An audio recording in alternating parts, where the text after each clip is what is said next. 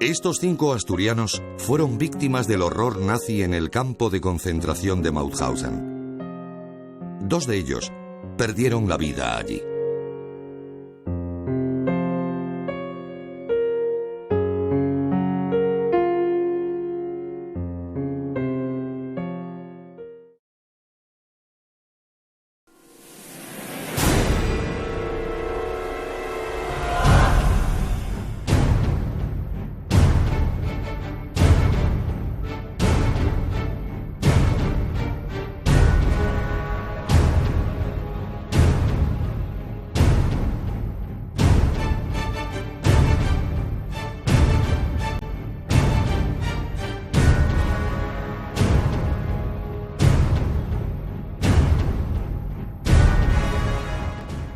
Europa vive, mediados los años 40 del siglo XX, una época terrible. La barbarie del nacionalsocialismo alemán, incubada ya en la década anterior, alcanza su máximo y brutal apogeo durante la Segunda Guerra Mundial.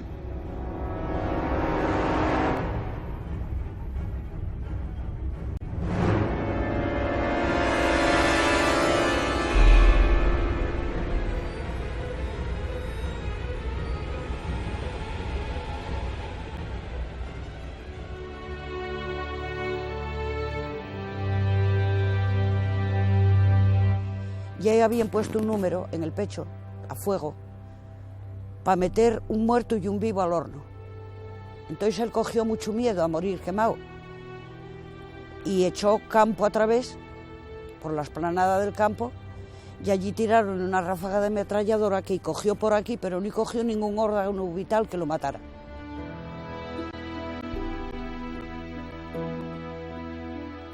Yo pregunté a algunos supervivientes de allí, que hay pocos, dijeron, mira, nena, vale más que no sepas cómo murió tu padre.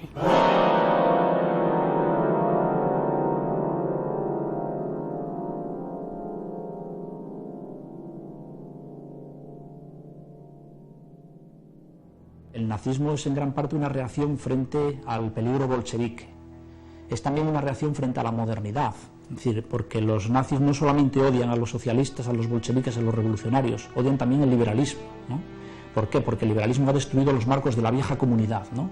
El nazismo sobre todo es una especie de comunitarismo muy fuerte, muy intenso. Es todo el pueblo alemán, el pueblo esencial, el de raza pura, bajo la dirección, bajo la égida del Führer, bajo la dirección del jefe supremo que avanza hacia el futuro, ¿no? Es decir, este tipo de mística se alimenta lógicamente pues con los problemas cotidianos de la gente, con la población atemorizada por la crisis económica, con los pequeños campesinos, con los pequeños tenderos, los pequeños propietarios que pierden su negocio, su pequeño negocio, que se ven en el paro, etcétera, etcétera.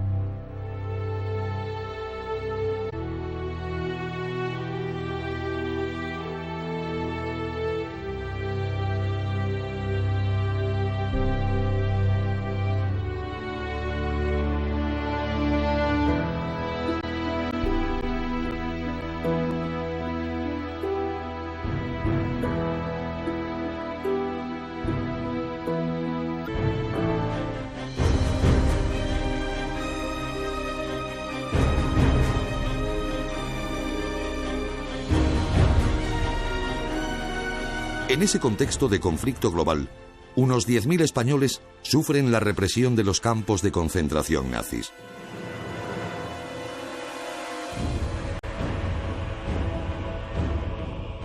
Al menos 166 asturianos vieron con sus propios ojos escenas que han quedado marcadas a fuego en la memoria colectiva de la humanidad.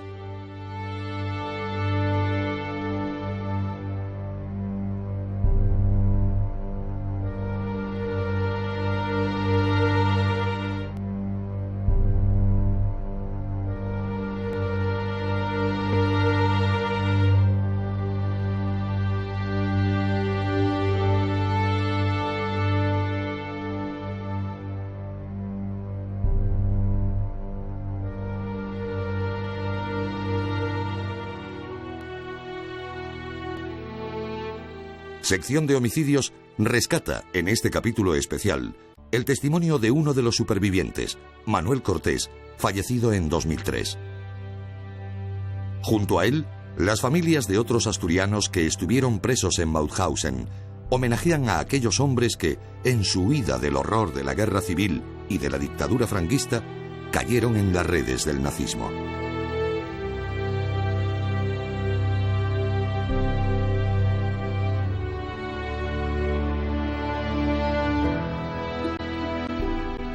El contexto del desarrollo de lo que es el sistema concentracionario nazi, con sus diferentes variantes, porque no es tampoco una cosa absolutamente homogénea, es lógicamente el de la guerra mundial, ¿no?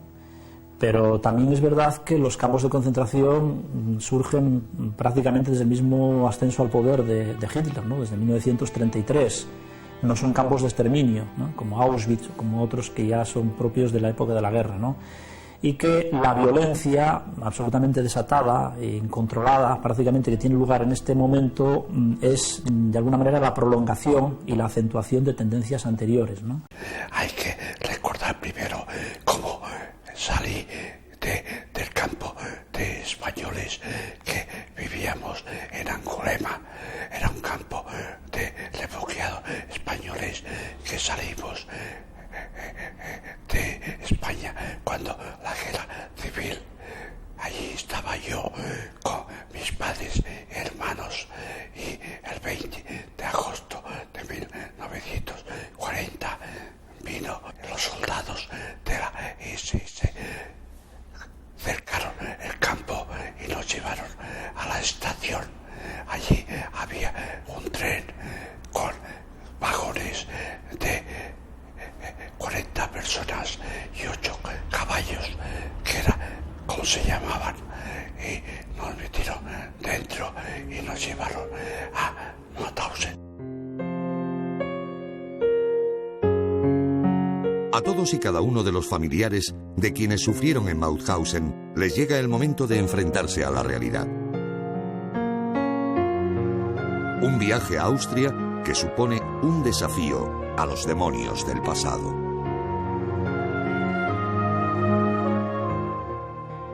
Rosario Sánchez es hija de José Manuel Sánchez. Su padre intentó escapar del campo y murió atacado por los perros de los centinelas. Fue para la línea Maginot, o sea, mandáronlo para la línea Maginot. En la línea Maginot cogieron los alemanes. De allí estuvo en Estrasburgo, allí escribió un último papel, que era una hoja de blot, que decía: de aquí nos llevan a Alemania. Creo que es mi última carta. Y fue la última. Angelita Andrada es hija de Manuel Andrada. Con 50 años, dejó su vida en Mauthausen. Mi padre estaba de carabinero en la frontera de Andorra con España, y cuando fue la retirada, pues los obligaron a pasar todos para Francia.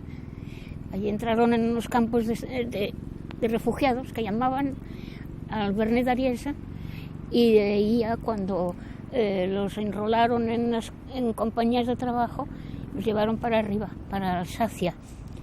Y de ahí pasaron cuando vieron que iban a ocupar los alemanes, pasaron para Suiza.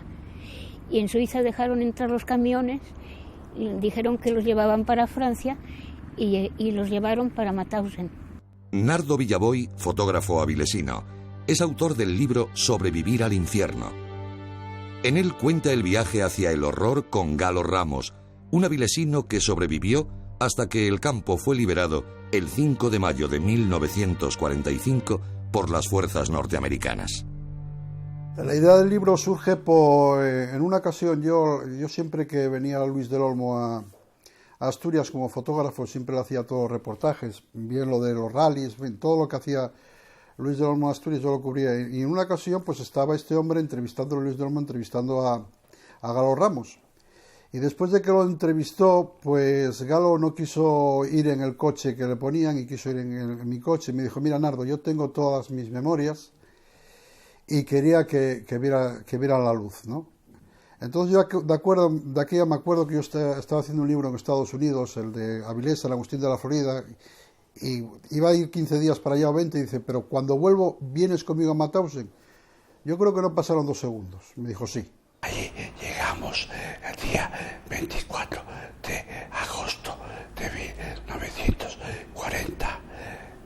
Entonces, cuando llegamos a Mauthausen, a la estación, estábamos en los vagones cerrados herméticamente. Se abrieron y entraron gritando los SS. Y decían entre francés y alemán, hombres, monsieur, raus, hombres, fuera. Y echaban de los vagones a todos los hombres y dejaron en ellos solamente a las mujeres y a los niños. Yo tenía 15 años, pero he sido siempre muy alto y tenía pantalón largo, o sea, me sacaron como una persona mayor. Yo creo que toda la gente que marchó de España, cuando entraron los del régimen, los dejaron totalmente abandonados. O sea, dijeron los alemanes, ¿qué hacemos con estos? Y los del régimen no quisieron saber nada de ellos. Y claro, ¿qué hicieron con ellos? Pues los fueron exterminando. Se ve que a los mayores, porque mi padre tenía en aquel entonces 50 años, se ve que a los mayores, pues, y los que estaban débiles y mal, pues los mandaban a Gusen, que está a 7 kilómetros de Mauthausen, que es filial de Mauthausen. Allí los llevaban para matarlos. Y de allí llevaronlo a Gusen. Y en Gusen, según me dijeron 2 compañeros, un francés y uno de Albacete, ya habían puesto un número en el pecho, a fuego, para meter un muerto y un vivo al horno. Entonces él cogió mucho miedo a morir quemado y echó campo a través, por la explanada del campo, y allí tiraron una ráfaga de ametralladora que cogió por aquí, pero no cogió ningún órgano vital que lo matara. Y entonces soltaron los perros, 3 Doberman, y murió, terminó matado por los perros. El padre de Mari Alonso, Benjamín, era militar del ejército republicano. Fue uno de los últimos militares en abandonar Barcelona. Tras su paso a Francia, se vio abocado a los delirios del régimen nazi. Cuando se pidió la identificación de todas esas personas a España, al gobierno que había en España, aquí se les negó todo. E incluso se les negó la nacionalidad. Se convirtieron en apátridas. Entonces perdieron la categoría de prisioneros de guerra, los alemanes los cogieron y los llevaron a los campos de exterminio. Entonces, de ahí nos llevaron al campo. Las mujeres empezaron a gritar enormemente. Se armó un chillerío que las personas mayores de Mauthausen todavía recordarán, porque fue el mayor chillerío, griterío que se armó yo creo en toda la época de Mauthausen. Así llegamos al campo el día 24 de agosto de 1940.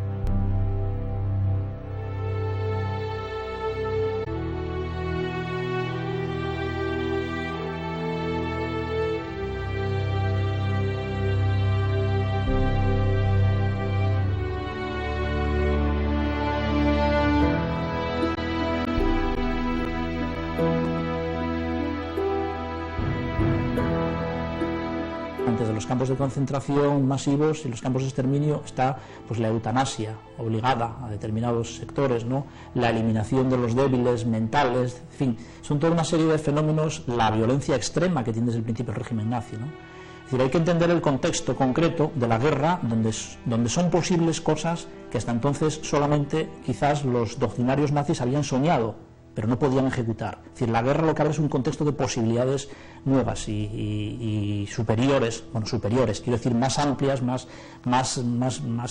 terribles, ¿no?, en cuanto a la capacidad de destrucción y de asesinato en masa, ¿no? Al llegar al campo, pues todos con el corazón en vilo, porque vimos allí a gente con traje de rayas, o sea, presos, cadavéricos, o sea, esqueletos. Entonces, allí, nada más llegar al campo, pues nos formaron y nos hicieron desnudar y bajamos a las duchas y allí nos cortaron el pelo y el vello de todas las partes. Después nos dieron un traje de rayas y un número, una placa con el número y una franja de tela con un triángulo azul con la S, que es español, el alemán, y un número. Es característico que los SS no tiran un triángulo azul como emigrantes, cuando en total nos trataban como rojos españoles. Y yo creí que había comprado libros, conseguí libros donde venían las fichas de él y de todos los asturianos y españoles, que era Triángulos Azules, de Mariano Constante, Los cerdos del comandante, luego yo libro de campos que veía, el libro que cogía. Y creí que iba muy preparada, pero hijo, no llegué a decirlo, yo otro día llegar en el autocar, ver aquel muro de granito negro, tan imponente, tan inmenso, aquellas torres. Dio una impresión que no puedes explicar. Puedes sentir, pero no la puedes explicar.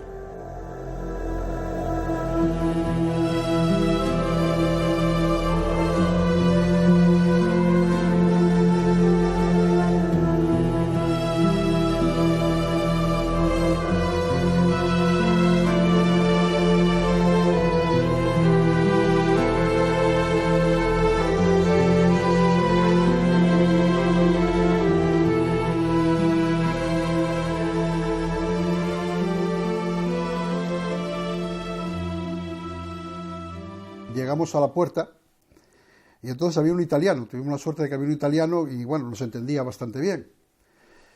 Y dice, ¿cuántos son? Y dice, mire, somos nosotros dos. Y dice, tome, le doy un folleto para que vean ustedes el campo y tal. Y dice, no, mire, este señor estuvo 5 años en este hotel.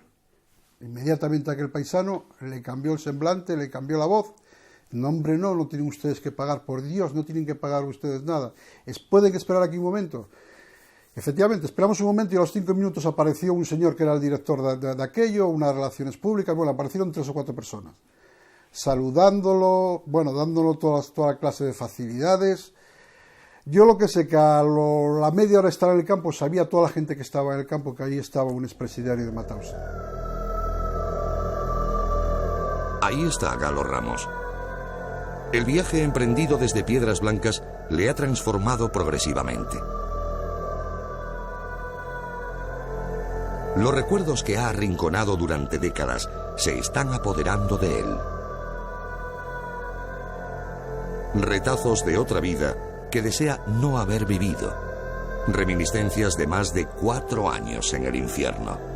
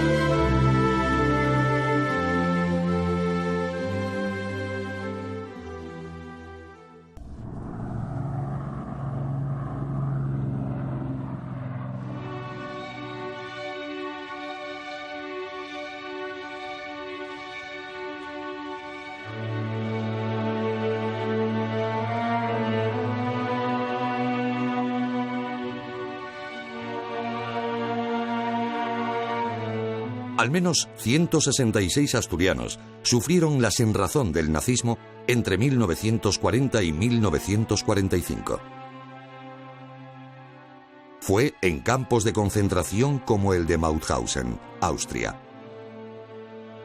Allí malvivieron como animales y vieron morir a compañeros y seres queridos de las formas más horribles. Sección de Homicidios recupera hoy la historia de 5 de ellos.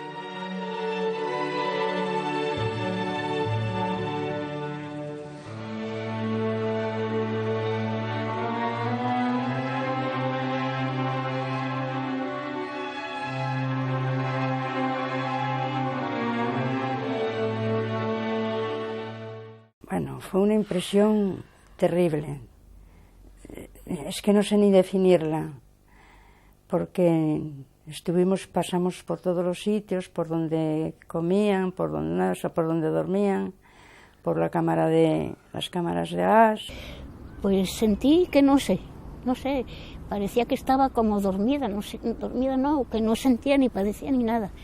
Hasta que vi el horno crematorio, sí, ahí con Charo, la de Avilés y la madre, que en paz esté, pues nos abrazamos las tres y allí lloramos lo que quisimos. Iba también un teniente coronel de la Resistencia francesa, que persona más alta y más fuerte en mi vida la vi, porque tomaba los 2 asientos del autobús. Y pasamos el portón, y yo no me di cuenta, más que empecé a sentir, pon las manos así, y empiece a gritar, nunca más, nunca más, nunca más, nunca más, nunca más. Y damos la vuelta para atrás y estaba arrodillado en el suelo, llorando con un ataque de nervios inmenso. Al principio, pues, el primer día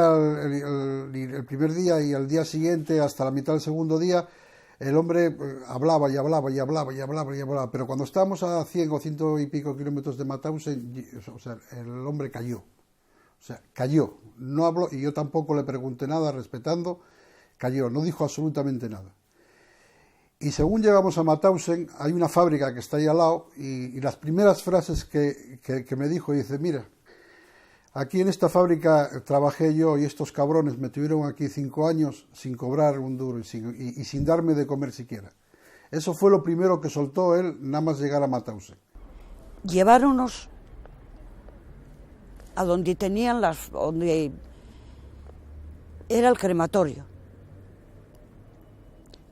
Está todavía, cuando yo fui la primera vez, esta última vez no, pero la primera vez estaba todavía impregnado, olía a ti. No precisamente a carne quemada, sino a churrasco pasado. Un olor que te entra por la nariz y no llegas a sacarlo. Un olor que yo tengo aquí todavía, no lo quito. Es horrible. Te da la sensación que huele todavía a carne quemada.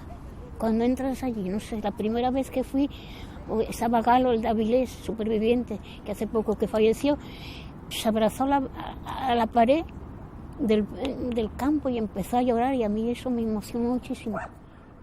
Cuando nos dicen que entraban hasta 250, si 25 hacíamos así, tropezábamos, ¿cómo entraban? Era una cosa que te creéis dura, que te creéis preparada, que te creéis muy hecha a decir, pues voy a aguantarlo bien. Pero después de las cámaras de gas, él pegó un bajón, salimos afuera, nos sentamos ahí en una piedra, un día precioso, y yo le comenté, dice, Galo, digo, vaya día tan bonito que hace, dice, sí, Nardo, pero aquí por el invierno murió mucha gente de frío. Él ya estaba totalmente ya metido en el tema, ¿no? Y cuando entramos en la cámara de gas iba la niña de una enfermera, bueno, la niña tendría 20 años entonces, la cría esta, ¿no?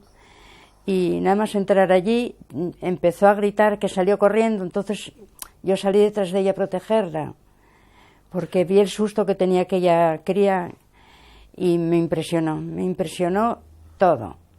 Y luego, sin embargo, no sé decir cuál más me impresionó. Si la cantera, si la cámara de gas, si ver dónde dormían allí todos hacinados en unas literas, No lo sé. Me enseñó la litera donde dormía, me enseñó la piedra donde le quitaron las tiroides en vivo y en directo, sin anestesia ninguna, a ver lo que pasaba. Me enseñó la litera donde estaba el padre y murió. Y, en fin, me enseñó una serie de cosas allí que yo, claro, quedas flaseado, ¿no? Quedas flaseado porque no te imaginas hasta dónde puede llegar la maldad del ser humano. Yo pregunté a algunos supervivientes de allí, que hay pocos, dijeron, mira, nena, vale más que no lo sepas, cómo murió tu padre. Y pregunté a otros y dice, por aquel entonces tu padre lo mataron o a palos y en horno crematorio, que es lo que había. Había unos 10 inválidos de la guerra de España que tenían la pierna o el brazo cortado por efectos de la guerra. Entonces, como todavía no había el gas ciclón que inventaron más tarde, a esos españoles, entre ellos a mi hermano, los cogieron, los metieron en un camión hermético y con el tubo de escape los gasearon. Así murió mi hermano y los otros inválidos de la guerra de España. Y luego cuando bajaban la cantera, a lo mejor a un padre y a un hijo decirle, uno de los dos tiene que ir tirarlo al vacío, que luego abajo de la cantera había como un estanque o aquello con agua. Y lo que es la supervivencia, decía mi padre, y lo triste que es oírlo del hijo al estar más fuerte, empujar al padre. O sea, son cosas que bueno... Y el soldado detrás venir y empujar al hijo.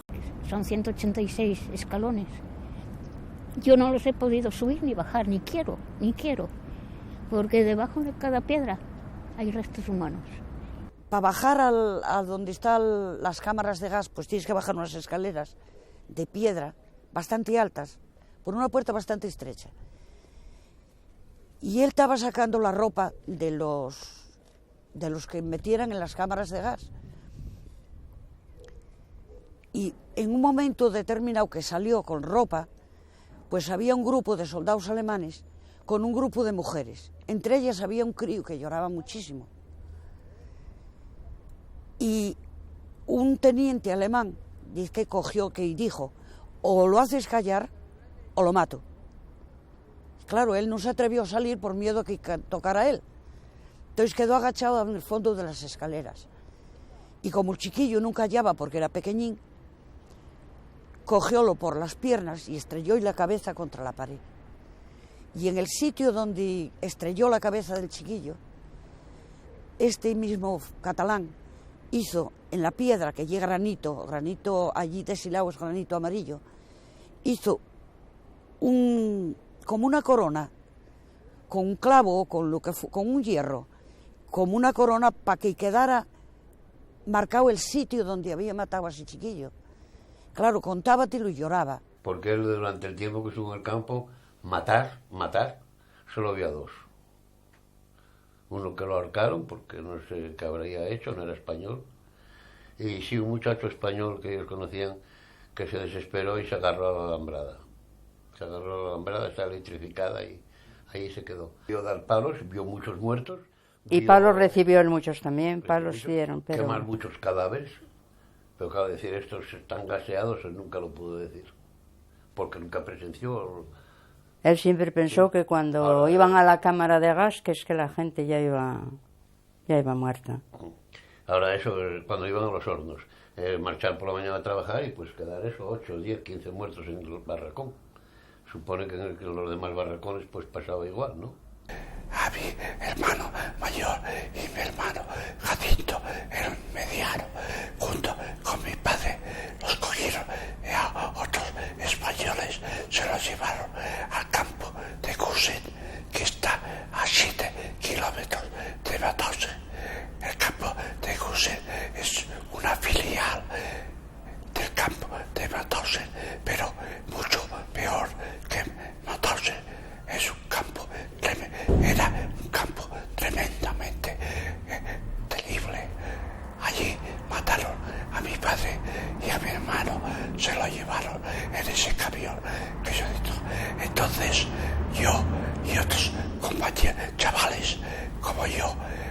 ver que se llevaban a nuestros padres y hermanos a otro campo. Entonces nos pusimos a llorar y quisimos irnos con ellos. Entonces se acercó a nosotros el capitán del campo, el capitán Bachmayer, y nos dijo: callad, idiotas, ¿no sabéis que vuestros padres y hermanos van a la muerte? Callaos. Así de crudo nos hizo callar. Saliendo de la cámara de gas hay otra cámara grande donde hay una tabla, o sea, hay una pared normal, un tabique normal, pero lleva una tira de un ancho, una cosa así, de madera, de tabla, y tiene unos agujeros, una cosa así. Y allí ponían a los presos, al que tocara, contaban 1, 2, 3, el que diera la gana. Ponían los de espalda, mirando para los soldados, pero detrás de ese tabique había soldados con pistola. Entonces metían la pistola por ese agujero y daban un tiro en la nuca, como si fuera un tiro de gracia. Y en una ocasión a uno tuvieron que dar 3 tiros para poder matarlo, según nos contó ese mismo. Y son... Tú oyes hablar a aquellos hombres y tiemblan, contándolo tiemblan. Que eso ayuda a angustiarte más a ti todavía. Y qué casualidad, el horno crematorio, encima del horno está la capilla. Es impresionante. Yo, desde luego, me gustaría que la gente fuera a verlo, para que no digan, va, eso ya pasó hace mucho tiempo. Está vigente porque todavía lo están haciendo. Todavía están matando gente, mucha gente. Después de ahí, ya por la tarde, vinieron otra vez estos de Mataos y nos invitaron a una proyección de todos los horrores que se hicieron allí. Yo la verdad que, hombre, vi mucho, porque echaron mucho por todas las televisiones, canales de historia, Discovery, en fin, todos estos canales, pero es que ahí tenían más. Yo hubo un momento que Galo se levantó y yo me levanté con él y les dijo a aquellos señores en francés que marchaba de ahí.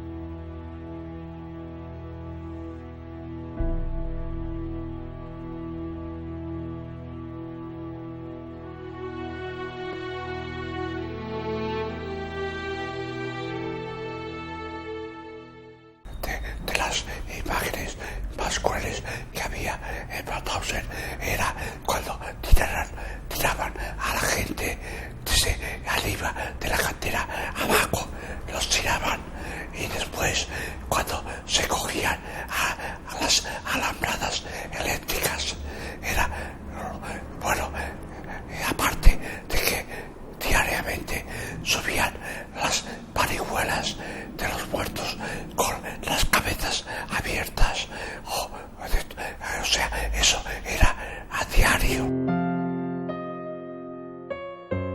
Eso es una chapa que ahí los prisioneros no eran nombre ni apellido, eran el número, y cada uno tenía su número. 35.200. No, 3.529. 3.529. 29, 28. Si veis vosotros mejor.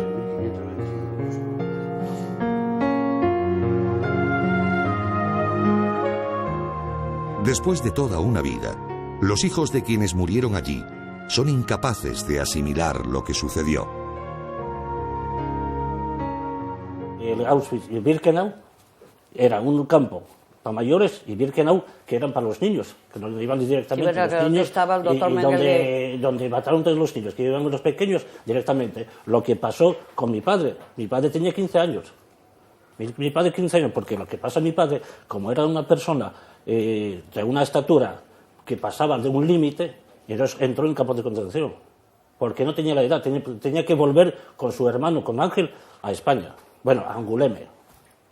Pero él entró en campo de concentración, era de los más jóvenes, ¿verdad? De los Pochaca, que eso fue a tu padre mucho lo que lo salvó también, como a otros muchos, como a Galo y como a otros muchos jóvenes que tuvieron la suerte y que no iban al campo más que a dormir, aunque él les puso la vida muchísimo para sacar las fotografías. Pero del campo de Mauthausen,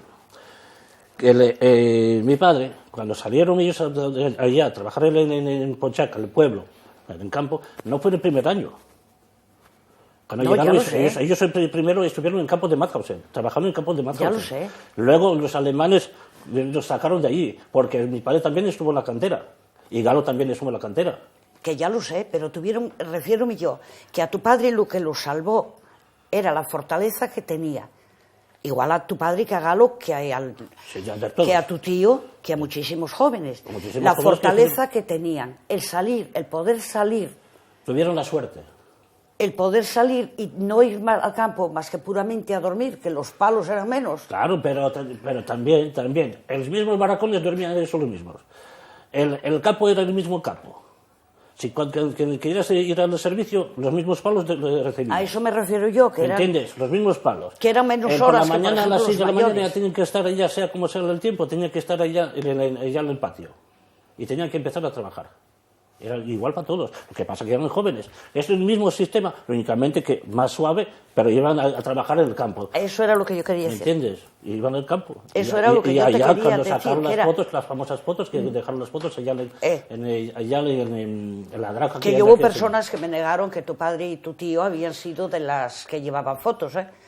Y yo sé positivamente que las llevaron, porque además en un libro que compré hay años, muchísimos años, todavía vivía Franco con mucho, que es Deportación, era recomendado por la Academia de Ciencias Francesa, y en ello bien, y otro libro que conseguí más tarde, bien tu padre y tu tío retratados, y explican que sacaban, que se exponían, entre otros 4 o 5, a sacar esas fotos que recogían por las esquinas del campo, que se escondía, ¿cómo se llamaba el catalán? Francisco, ¿qué? Bosch. Que se escondía Bosch por donde podía. Y que ellos al salir a la cantera Pochaca se arriesgaban la vida. La recogían para dejarlas a esa mujer alemana a la bajada de... Austriaca. Pero bueno, da igual. Austriaca. Lo que encuentro entre nosotros, la unión de la muerte, la unión de la apatridad, la unión de que fuimos despreciados aquí siempre, porque yo era la roja, y era una cría, pues yo tenía 2 meses cuando mi padre me vio por última vez, pero yo era la roja. Somos, tú no, porque tu padre vino, pero Angelita y yo, por ejemplo, Mari tampoco, porque el padre vino vivo, pero Angelita y yo murieron, el padre de ella y mi padre, sin tener patria. Nosotros somos hijos de apátridas. ¿Por qué? Si mi padre era de Grau, era asturiano, era español. Porque el señor Súñer, o como se llamara el cuñadísimo del señor Franco, no podía tener patria, porque fuera de España no había españoles. Bueno, también tenía mi padre. Mi padre no podía venir aquí a España. No. No. O sea, era patria también. Sí, claro. Mi padre no podía venir. Mi padre, para venir aquí a España, cuando empezó a trabajar, cuando terminó los estudios, entonces para venir a España tenía que pasar por Francia, y tenía un pasaporte polaco. Porque no podía venir a España. ¿Por qué? Si era un crío. Y aparte de esto, de aquí, ¿qué sabía él de partidos? Porque mi padre no sabía nada de los partidos. Mi padre, cuando salió de aquí, era un crío. Cuando había la guerra civil, él no sabía de qué lado estaba uno y el otro. Ellos salieron porque llegaban los nacionales y salieron de aquí. Pero mi padre, de aquellos años no pensaba en la política. Mi padre estaba con Fernández, que Fernández, cuando venía en el mes de agosto, iban durante varios días, siempre iban a visitar a tu madre, Angelita. Fueron muchas veces a visitarlo.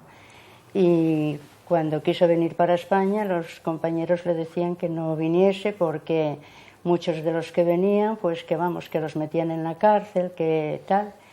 Mi padre vino tranquilamente, nadie se metió con él, lo único que hicieron era que tenía que presentarse cada, no sé si cada 15 días o así, en la comisaría. Y llegó un momento que le dijeron que si no tenía necesidad de volver por allí, únicamente si cambiaba de domicilio. Él empezó a trabajar y no tuvo ningún problema. Y a tu casa ya ves que iban siempre, en el mes de agosto, todo el mes de agosto, varios días, iban a estar con tu madre. Sí. Desde luego tengo un recuerdo tremendo de tu padre y un cariño tremendo. Él fue el que nos buscó por otras personas. Le dijeron que había una señora que hubiese muerto, que estaba viuda, que el marido hubiese muerto en Mataus, en Gusen. Y fue cuando nos fue a visitar. Y ahí ya nos explicó todo. Me puso en contacto. Angelita, hazte cargo ahora de la Mical. Y mira, a ver, pero este señor fue, como tenía nombres, tu padre, fue de casa en casa de los que él pensaba, según me contó él, para decirles que habían muerto allí, que nadie sabía nada. No sé, bueno, creían que era un cuento, esto no es del Holocausto, creían que era un cuento. Y desde luego yo también me tocó ser apátrida porque marché exiliada para Francia con mi padre y mi madre. Nos separaron en la frontera, mi padre para un lado y después nosotros a otro. Estuvo él en el campo del Vernet d'Ariège y de ahí ya no lo vi más, Hasta el año 45, después de la liberación, que el Ancien Combattant de París nos mandaron eso de la muerte de mi padre, que había fallecido en Gusen el 26 de agosto del 41. La valoración de los campos de concentración sigue estando negada por el 90% de los españoles y de toda la gente. Estoy de acuerdo contigo. Eso poniendo poco ya, por el 90%. Porque no terminan de creer de que esto pudiera ser realidad. Mi parecer, no lo sé. Nosotros estamos dando unas charlas en institutos, en quien nos avisa, quien nos llama, en centros, y tengo yo un vídeo con las fotos que lo hicieron en Francia, fueron cazando fotos de boys, y pongo ese vídeo, y después tenemos charlas, y los chiquillos un señor se nos desmayó una vez y todo. Y muchos dicen, bueno, eso nos lo contaban, pero es un cuento eso. Digo, y ahora están muy interesados. El año pasado fueron de Boal, un instituto de Boal, y fueron hasta el monumento con todos, y llevaron un saquito de tierra de Asturias. Y delante del monumento echaron la tierra y toda la gente, había muchísima gente llorando, después que leyeron un contenido, una poesía, no sé qué fue. Y este año vamos otra vez, el 14 de abril hasta el 17, volvemos a Mauthausen con otro instituto, no sé si es de Mieres o de Moreda, no sé, ahora yo no tengo muy claro, sé que con uno de ellos voy. Iremos allí. El problema del olvido de esto está en que cuando se habla de holocausto, la gente lo asocia a los judíos. Nunca piensa que además de los judíos, pues hubo miles de españoles, hubo polacos, hubo checos, hubo búlgaros, hubo gitanos, hubo homosexuales. Pero la gente cuando se habla del holocausto, nada más que piensa judíos. Sí, señor. Pero claro, eso es la ventaja que tienen los judíos, porque usted anda por Europa y en cualquier pueblo, en cualquier ciudad donde un judío fue muerto, fue detenido, hay una placa. Y estas las hay en Polonia, las hay en Checoslovaquia, las hay en Austria, en Francia no digo nada porque tiene un monumento en cada calle, si nos descuidamos. Sí. Lo último que hicieron, lo hicieron ahí debajo de Notre Dame, ahí debajo de la isla, algo terrible. Y entonces, claro, esta gente está constantemente, no lo creemos, pero están poniendo películas siempre con los judíos, el holocausto, el martirio, el exterminio.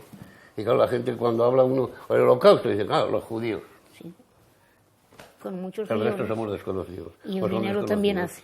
Ese es el problema. No, pero es que los Porque judíos... no hay, en Francia, por ejemplo, pues hay, que sepa yo en París, hay 3 asociaciones de deportados.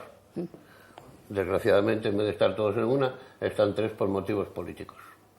Hay una de los franceses, donde hay muchos españoles y pertenece a mi suegro. Hay otra que hicieron los de otra rama política de españoles, que es donde está el gallo y tal, y cada una tiene su boletín, y no se unen. Entonces, están todos dispersos. Contar sus experiencias vitales le sirve para desahogarse, pero también para legar el testigo de la intolerancia contra la barbarie a las nuevas generaciones.